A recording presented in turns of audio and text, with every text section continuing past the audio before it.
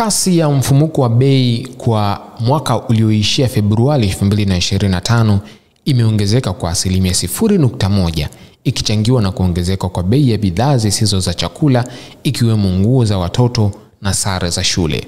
Taarifa ya mwenendo wa mfumuko wa bei nchini iliyotolewa leo Machi 10, 2025 na Ofisi ya Taifa ya Takwimu NBS inabainisha kuwa mfumuko huo kwa mwaka unaoishia Februari 2025 umeongezeka hadi 3.2% kutoka 3.1% iliyorekodiwa katika mwaka unaoishia Januari 2025. Ongezeko hilo ni la kwanza kurekodiwa katika mwaka 2025 mara baada ya kiwango hicho kung'ang'ania 3.1% mwezi mmoja tangu Disemba 2024, huku kiwango kikubwa zaidi kikirekodiwa mwaka ulioishia Novemba 2023 cha 3.3%. Kwa mujibu wa NBS, hali hii inamaanisha kuwa kasi ya mabadiliko ya bei za bidhaa na huduma kwa mwaka ulioishia Februari 2025 imeongezeka ikilinganishwa na kasi iliyokuwepo kwa mwaka ulioishia mwezi Januari 2025, huku ikichangiwa na kuongezeka kwa mfumuko wa bei wa baadhi ya bidhaa zisizo za vyakula.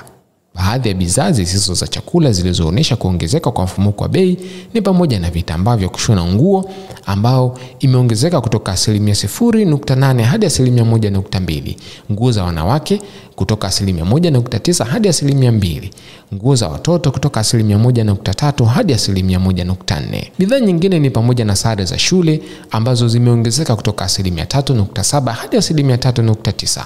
Nishati ya kuni kutoka 11.9% hadi 20.7%, magodoro kutoka 4.5% hadi 4.8%, huduma ya chakula na vinywaji kwenye migahawa kutoka 1.6% hadi 1.7%, huduma ya malazi kwenye mahoteli na nyumba za kulala wageni kutoka 2.6% hadi 3.1%, bidhaa na huduma kwa ajili ya usafi binafsi kutoka 4.6% hadi 4.9%. Aidha, NBS imebainisha kuwa mfumuko wa bei wa bidhaa za vyakula na vinywaji baridi kwa mwaka ulioishia mwezi Februari 2025 umepungua hadi 5.0% kutoka 5.3% kwa mwaka ulioishia mwezi Januari 2025. Mfumuko wa bei usiojumuisha bidhaa za vyakula na vinywaji baridi kwa mwezi Februari umeongezeka hadi 2.4% kutoka 2.1% kwa mwaka ulioishia Januari 2025. NBS imeeleza kuwa mfumuko wa bei kwa nchi za jirani ikiwemo Kenya na Uganda kwa mwaka unaoishia mwezi Februari 2025 nao umeongezeka kama ilivyo Tanzania.